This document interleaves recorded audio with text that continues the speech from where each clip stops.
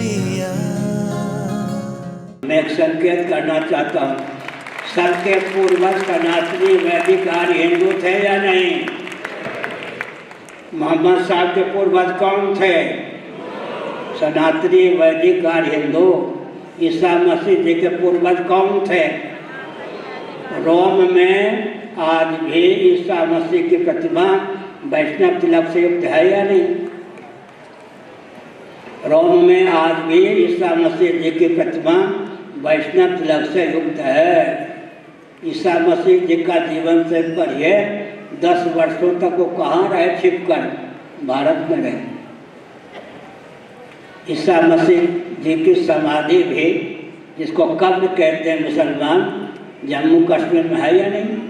RSS के संचालक होते थे सुदर्शन, जिन्होंने हमको कहा ईसा मसीह को फांसी की सज़ा दी गई, फांसी के तख्ते पर लटका दिया गया। लोगों ने समझा थोड़ी देर में प्राणांत हो ही जाएगा, चलो।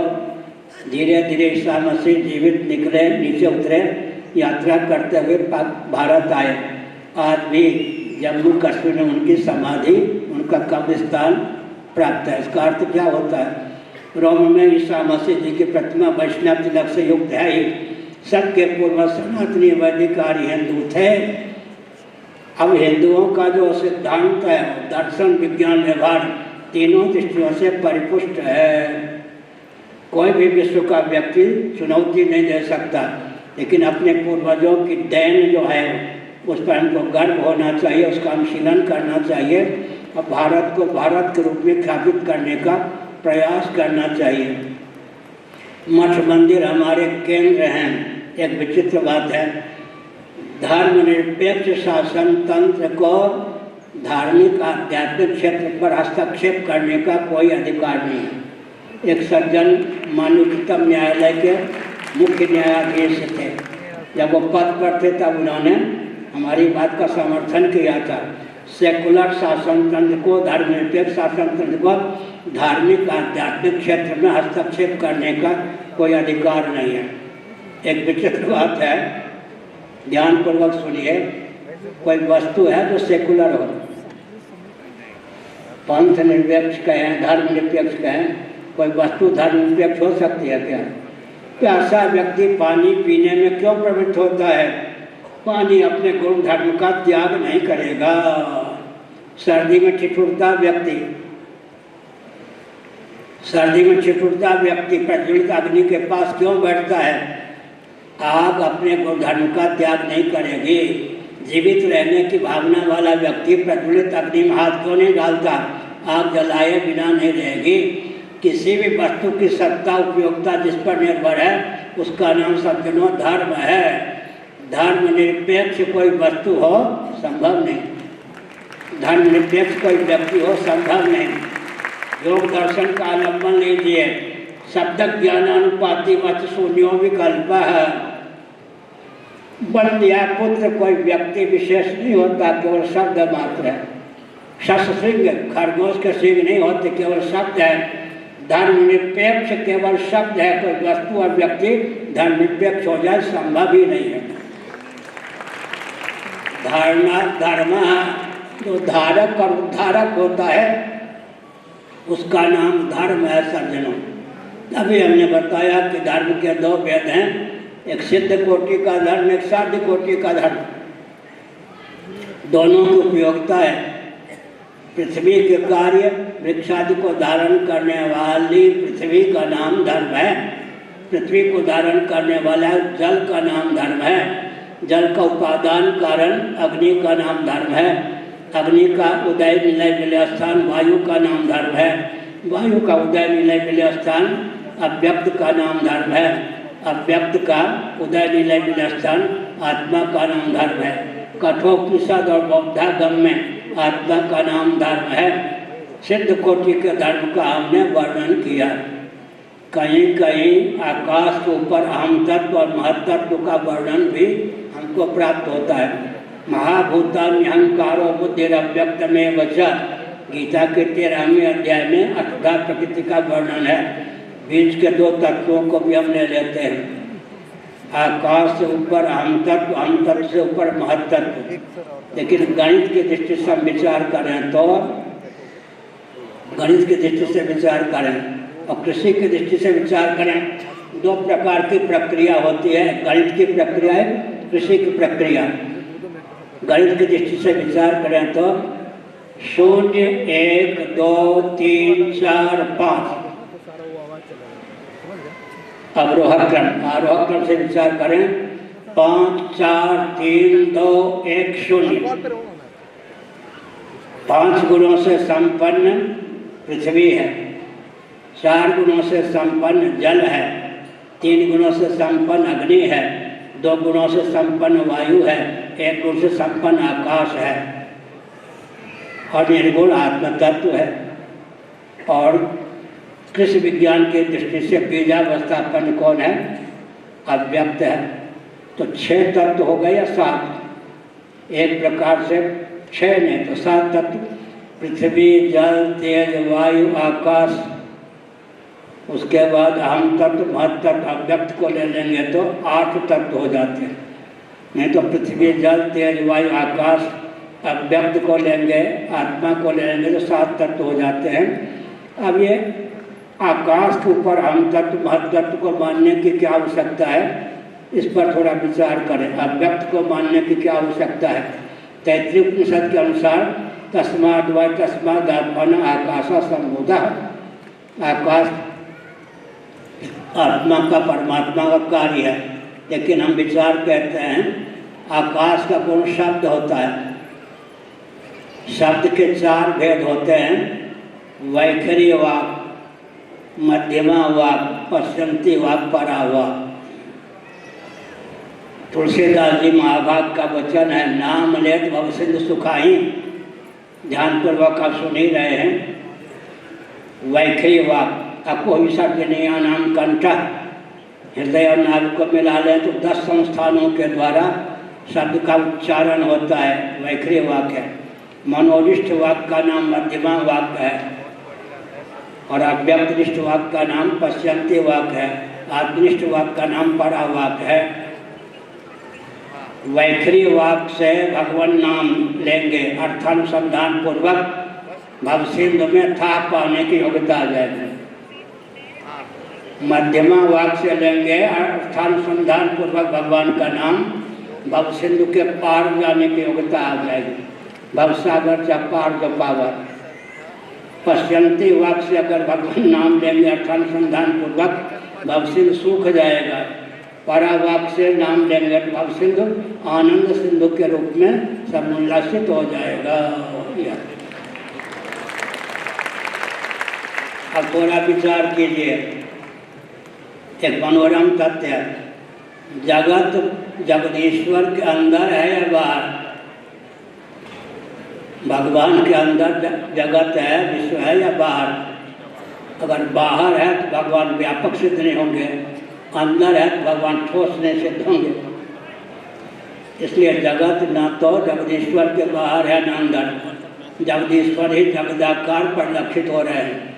जैसे स्टील ही दंडाकार परिलक्षित हो रहा है, वैसे ही जगदीश्वर ही जगदाकार परिलक्षित हो रहे हैं। या जगत जगदीश्वर के अंदर भी नहीं है, बाहर भी नहीं है, भगवान ही जगदीश्वर ही जगदाकार परिलक्षित हो रहे हैं। विश्वम दर्पण दृश्यमान नगरे तुल्यम निजांतर्गतम। भगवान शंकराचार्य महाभाग, जिनका प्रादुर्भाव ईस्वी सन से 507 वर्ष पूर्व हुआ, उनका वचन है। अब एक संकेत करता हूँ, बिंब मुख हुआ, दर्शक दृष्टा हो गया, दर्पण शीशा होता है। बिंब अलग, अलग दर्शन अलग, दर्पण अलग, फिर भी प्रतिबिंब की स्वतंत्र सत्ता नहीं होती।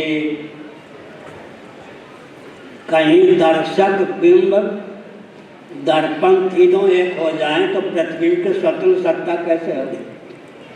एकांत विचार करने की जरूरत है। मुखचंद्र हो गया बिंब, दर्शक हो गया दृष्टा, और दर्पण में मुखचंद्र अभिव्यक्त होता है, प्रतिफलित होता है। यहाँ दर्शक पृथक, बिंब पृथक, दर्पण पृथक, फिर भी प्रतिबिंब स्वतंत्र सत्य नहीं होता।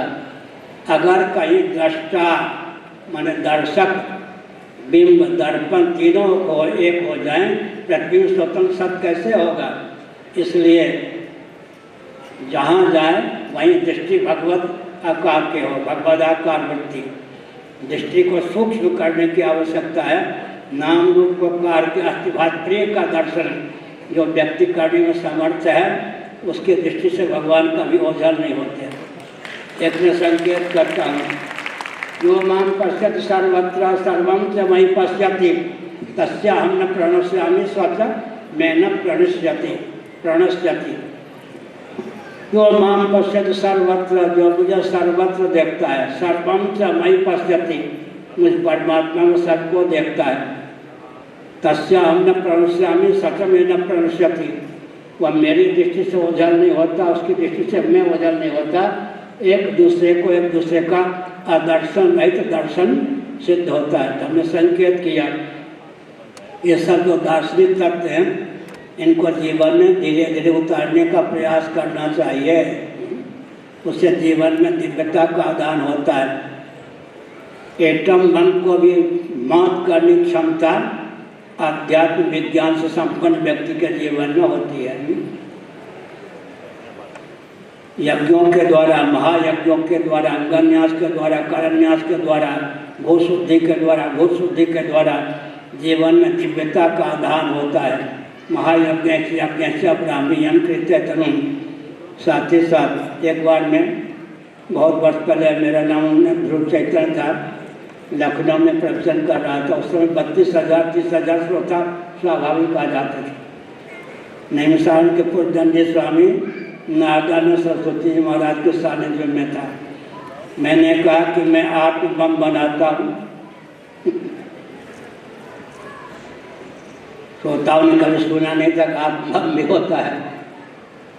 110 एकड़ में दंडी स्वामी जी का आश्रम था। मैं गोमती तट पर रहता था। एक सज्जन, बहुत विचारक, वैज्ञानिक ढंग के आए।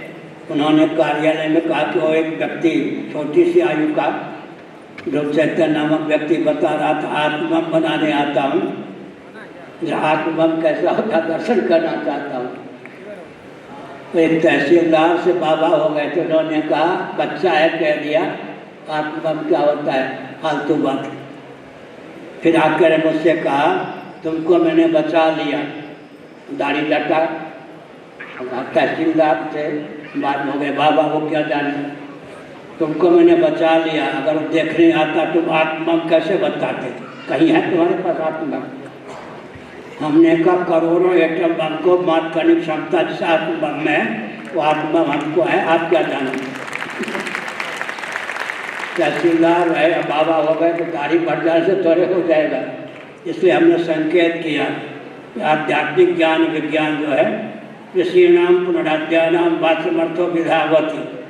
सामान्य नियम है कि हम घट को घड़े को घड़ा कहते हैं, पट को पट कहते हैं, लेकिन सिद्धों की चंडी चेत जाए तो विश्व सुंदरी अहल्या को कह दिया पाषाण।